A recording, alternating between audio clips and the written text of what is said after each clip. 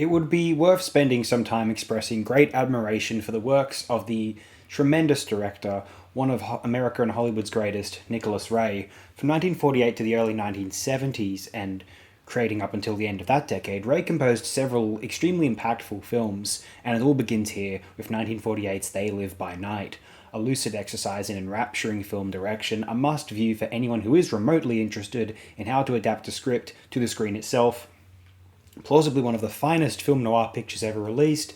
I might place it on a relative par with works like White Heat, Angel Face, Sweet Smell of Success, if that does count, the best works of Jules Dassin or of Fritz Lang, Lady from Shanghai and Touch of Evil. I'd also say Third Man, but I wanted to keep it to America, otherwise a number of European pictures might be worth citing. There are other Ray films worth mentioning for that tier, the later In a Lonely Place and On Dangerous Ground, although now we'll keep the focus over They Live by Night. What may be labelled as melodrama in another noir picture can feel graceful and believable in Ray's debut here.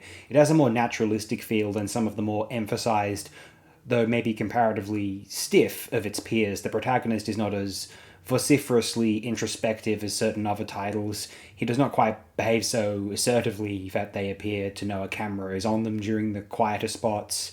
Its camera emerges around the players and among them, the proceedings imbued with a seamless naturalism that may have been diminished had there been more angles from the god's eye via a crane shot, no insistence or quasi-epic or aspirationally biblical alluding, not an extremely John Ford picture we could casually suggest, or not employing too many shots inspired by, say, Baroque or expressionistic or classical gallery pieces. I'm going to read out now some quotes which the old Cahiers crowd in the 1950s published in regard to the great director Nicholas Ray, reviewing his films as they were being released and having more praise for them than, not that he was poorly received in the United States by any means, I don't think, but the French critics considered him perhaps the greatest genius of Hollywood's filmmakers. Here's what Jacques Rivette had to say. Without any doubt, the most constant privilege of the masters is that of seeing everything, including the most simple mistakes, turn out to their advantage rather than diminishing their stature. If you are now surprised to see me give the benefit of this law to Nicholas Ray's latest film, it means you are ill-prepared to appreciate a work which is disconcerting and asks for, not indulgence, but a little love. Truffaut had to say, Nicholas Raymond Kienzle is somewhat, in fact very much, the passionate discovery of the young critics. Nick Ray is an auteur in our sense of the word. All his films tell the same story, the story of a violent man who wants to stop being violent in his relationship with a woman who has more moral strength than himself. For Ray's hero is invariably a man lashing out, weak, a child man when he is not simply a child. Another Truffaut quote here, you can refute Hawks in the name of Ray or vice versa, or admit them both, but to anyone who would reject them both, I make so bold as to say this. Stop going to the cinema, don't watch any more films, for you will never know the meaning of inspiration, of a viewfinder, of poetic intuition, a frame, a shot, an idea, a good film, the cinema. An insufferable pretension? No. A wonderful certainty. That's interesting. I'm a champion of Nick Ray. I was never a big Howard Hawks guy. I always felt as though, not being an American, there was something missing from my perspective, and I found myself unable to appreciate Hawks films. Rio Bravo is really hard to watch for me, I'm not going to lie to you. Me and Noel Oakeshott had fights about this. Well, fights, it's putting it strongly, but disagreements, let's say. Though on his insistence, that being said, because he seemed to like Hawks, I enjoyed Only Angels Have Wings, and there's a couple other ones that weren't so bad. I really like Hatari, the John Wayne picture with all the animals, and I swear there was another Hawks picture that I was fond of, but I don't quite remember it off the top of my head, sadly. Oh, of course, he directed Big Sleep, I'm pretty sure. Yeah, Big Sleep is terrific, no doubt about that. And anyway, let me just move forward here. It's funny, I think Americans appreciate Hawks, and the French, with their great fascination with the United States, that they appreciate Hawks. And I don't feel that same fascination for the Americans. How the French feel about the Americans, I think, is how I feel about the French, actually. I have a great reverence and sort of, deference to what a lot of the French cultural icons have to say. Let's move on now. And speaking of those, one of the, possibly the most iconic in the history of the French auteurs, Godard had to say, after seeing Johnny Guitar all rebel without a cause, one cannot but feel that there is something which exists only in the cinema, which would be nothing in a novel, the stage, or anything else, which becomes fantastically beautiful on the screen.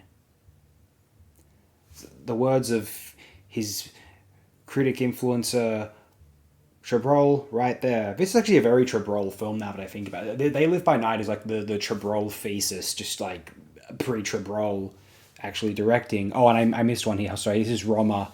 It is impossible to attach any convenient label to his Ray's position as one can with John Huston. It isn't problems that interest him in the manner of Brooks, but human beings. There is not a trace of the psychological complexity so dear to Mankiewicz.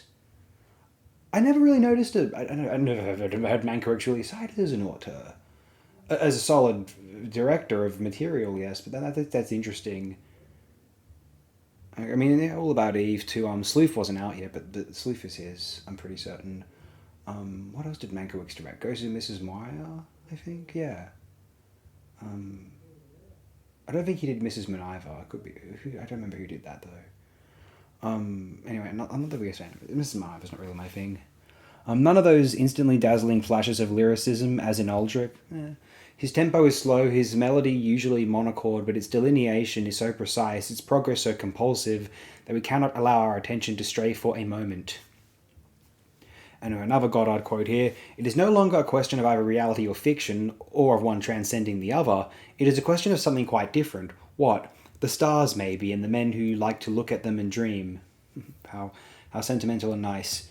And a Truffaut quote here, what attracted us was that there was something European about this man from Hollywood. European in what way? Perhaps in the frailty, vulnerability of his leading characters. His male characters weren't macho. There was this great sensitivity, especially in dealing with affairs of the heart, which lent a sense of great reality.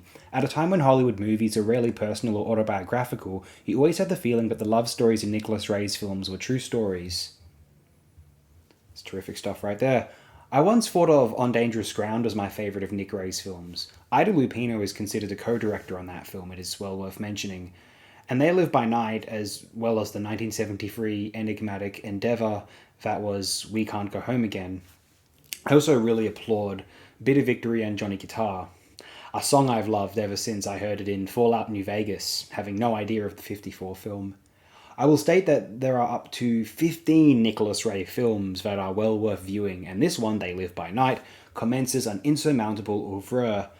If I don't call Nicholas Ray my favourite of the great American filmmakers, it is only because Orson Welles, Stanley Kubrick, Mark Rappaport, John Jost, Jim Jarmusch, John Cassavetes, Terry Gilliam, he does still generally count, John Carpenter, John Huston, Jacques Turner, Jules Dassin, and maybe a few others exist, but I'm certain Ray would make the top 50, that's all but assured.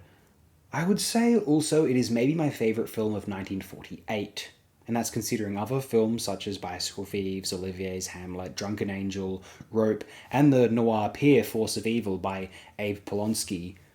Considering Ray was a debut director, that is astronomically impressive.